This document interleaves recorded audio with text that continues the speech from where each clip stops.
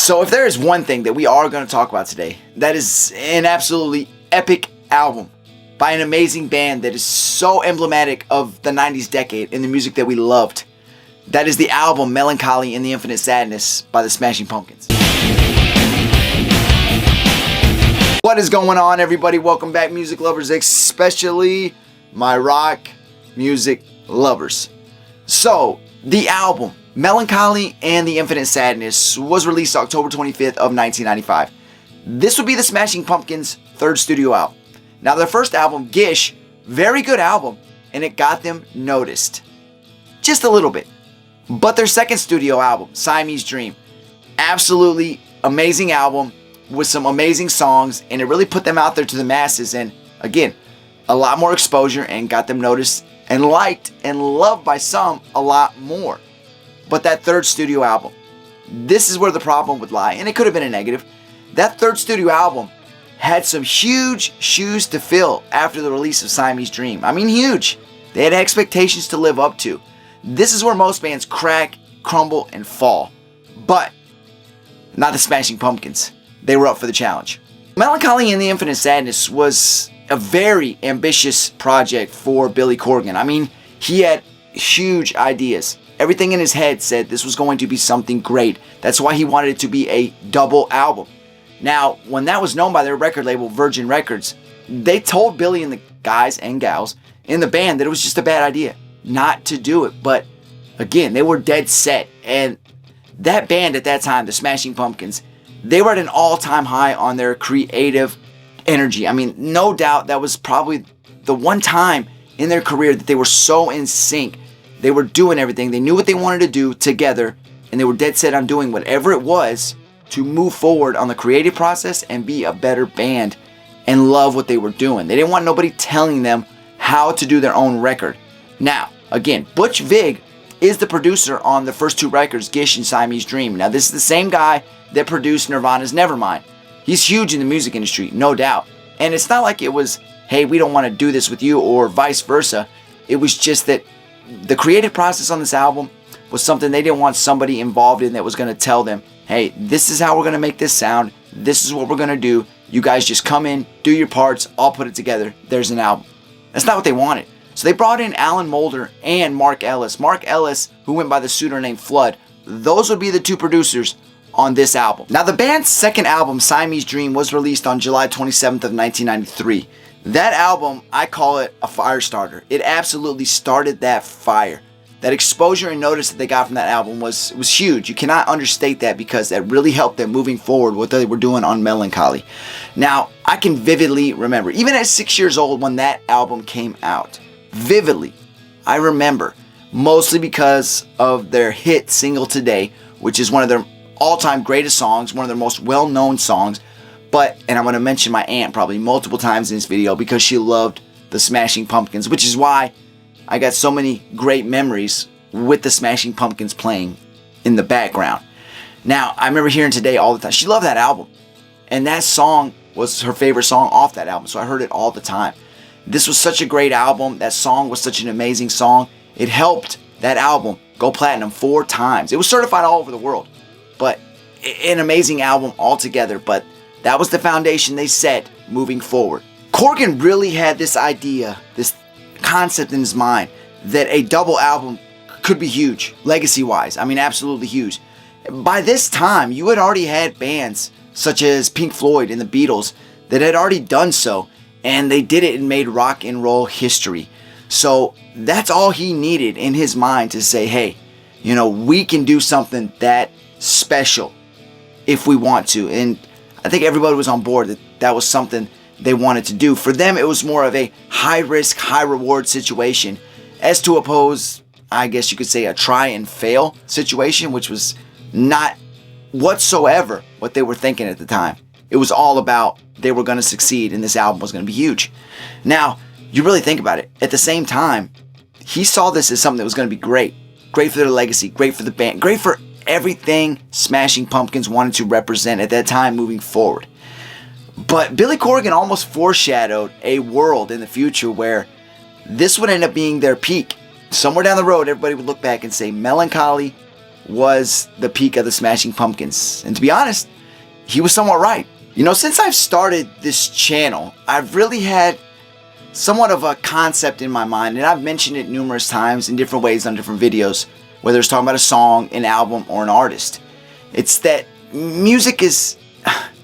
Everybody has a soundtrack to their life, and bear with me on this analogy. You think about it. Depending on what age you are, getting to where I'm at now, my age, I mean, every song I hear from the past, especially something I heard growing up, it literally is like a time capsule that when you open it, it takes you back to that moment in time. I feel like I'm sitting where I was sitting in a moment when I was listening to that song, or it takes me back to a moment when I was this age, and I know that song or album was huge at that time, so I'm immediately just transported back to that moment. Don't know if you understand what I'm saying. I don't know if I'm explaining it right, but the idea is that everything we do in life, there's music. There's always music in the background somewhere, no matter what.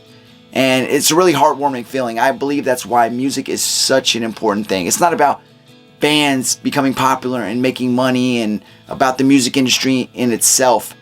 It's about the music, the lyrics, the instrumentals, everything about it. Come on, it makes you feel something. And I wouldn't believe anybody out there that tells me otherwise. It's the most beautiful thing in the world. That's why I started this channel, because it means something so special to me. Just like I know the people watching, I know it means something to you. That's why I'll never stop doing this. I'll keep going. I know I'll find that audience. I know I'll grow. And I'll grow because there's people out there that feel the same way I feel about music. In this case, it's generally rock and roll music, because that's what means the most to me. But don't get me wrong, I love all music. I think all artists and musicians are special. That's why this album, everybody that knows I do this, I don't hear nothing more than people telling me about Smashing Pumpkins albums or songs that take them back like that. And this album, Melon Collie and the Infinite Sadness, is one that I hear the absolute most. Hey, really quick, could you please do me a huge favor before we continue the video? If you're liking it, hit that like button, subscribe to the channel. Those are two things you can do for me right now. Absolutely free, cost you nothing. That'll help me and this channel grow. And you already know, this is what I love doing. So please, do those two things for me. Let's continue the video. So Bullet with Butterfly Wings was the first single off the album to hit radio airwaves. In fact, it was debuted. It was before the album was released, that song debuted on radio. Now, it was beautiful. Perfect song. Perfect in-your-face way of the band saying, hey, this album's different, so get your ass ready. It was amazing. And who doesn't love that song? I mean, the intro, right off the bat, you're hooked. The world is a vampire. Sorry, I was trying to do my best Billy Corgan impression. You know what? I think that's a turnoff for most people with the Smashing Pumpkins. It's not their music, it's Billy's voice. Now for me, it's not a problem. You know, there's so many unique vocalists out there that if you can get past that and really listen to the music, you'll forget all about it soon enough. But, you know, Billy's voice is definitely unique. But no doubt that song was the perfect pick. In fact, I think it was the label that picked that song to be the debut single. And I think they picked the perfect song. So again, I'm going to go back to my aunt.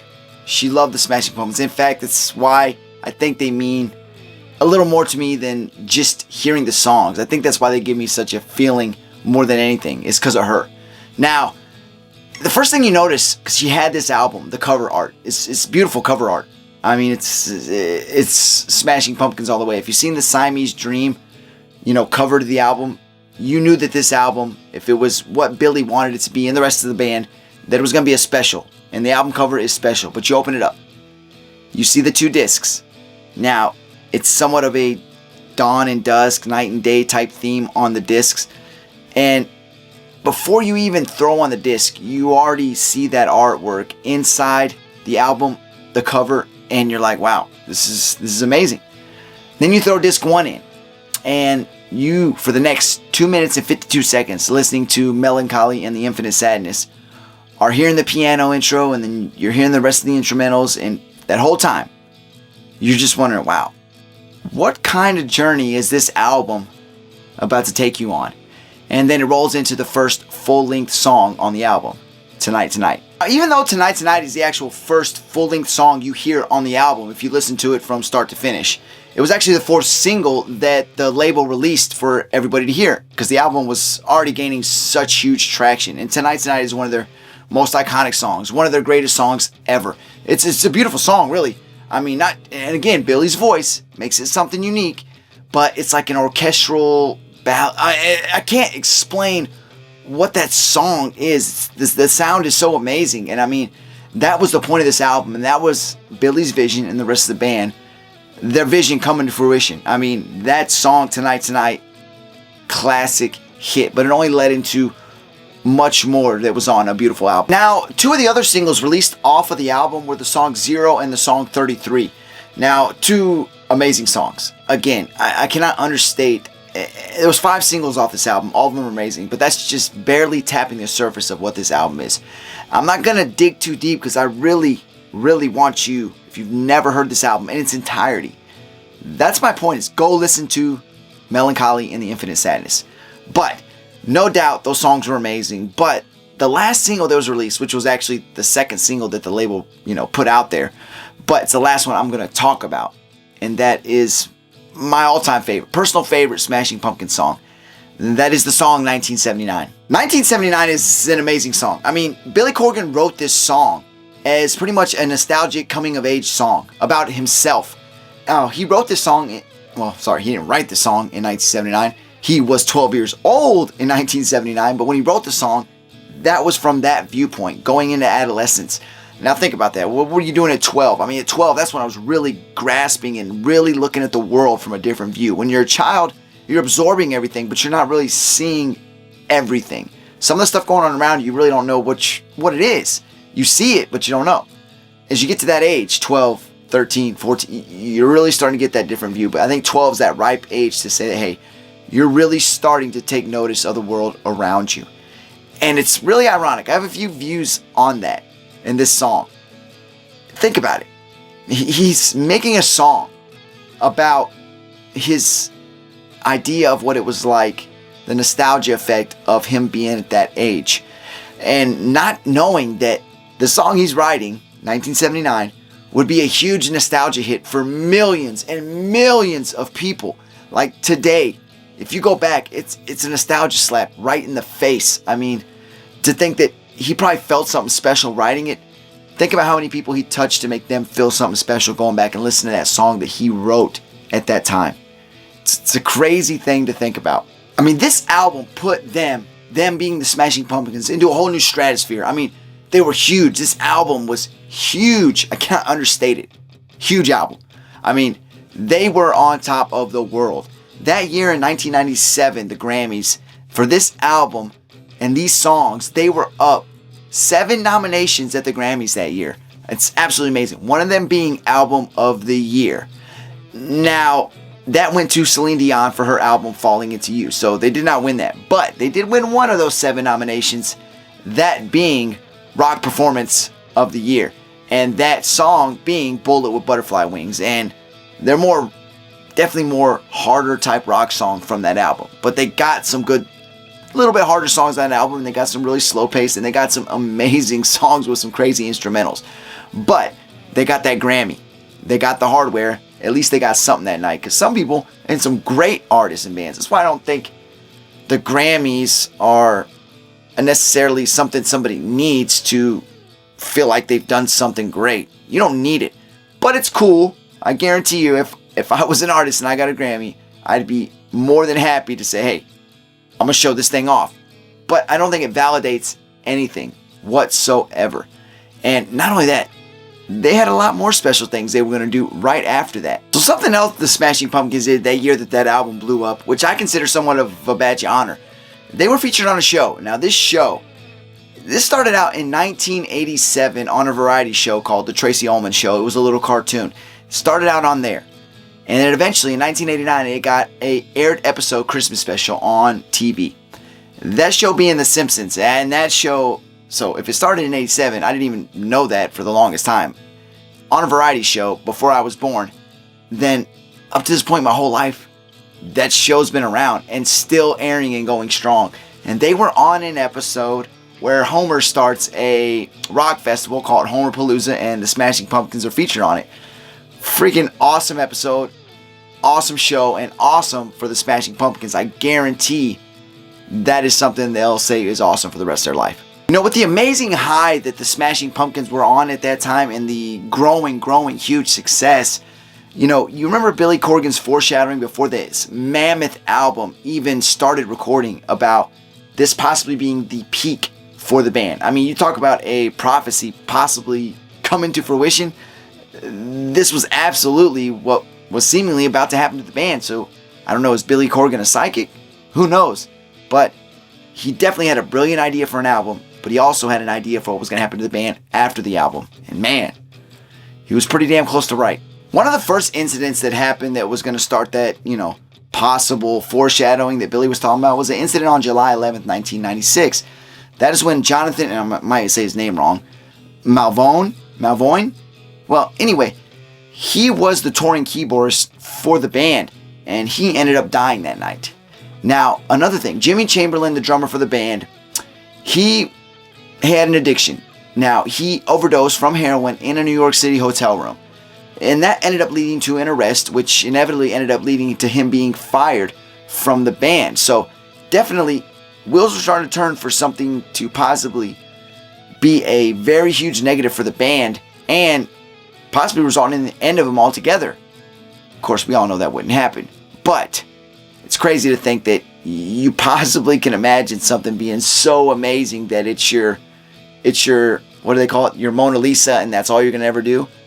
Definitely a piece of art, this album. But thank God that was not the last we would see of the Smashing Pumpkins. You know, I think anybody watching this that was somewhere around the age of, I don't know, I'll say 12 and beyond, that got into this album in the 90s and the music that was going on in that decade, they're going to agree with me on this. That album is a classic. Most of the songs of that album, classics, hits, stuff that will take you, like I said, back in time instantly. Again, I cannot understate the fascination of this album to me. I mean, the album art itself, I think of my aunt. I hear the songs, I think of my aunt. I hear some of the other songs, and like I said, it takes me back to childhood. I love it, absolutely love it. And again, I'm going to say it again. If you've never heard of this album in its entirety, go listen to Melon Collie and the Infinite Sadness. Amazing, amazing album. Do me another favor. If you could, go watch this video right here. Check it out. It's another video from my channel. I'd love it if you would go check out every other video I got on here. And please, be a regular viewer. I'd love to have you come on. I do this. I release a video at least every week. And I'm having a blast doing it. So again, thank you for coming. Until next time, go take care of yourself, your friends, your family. Do something amazing. Find your art. What is your art? And make a masterpiece. Don't let nobody tell you you can't. Till next time, I'm out.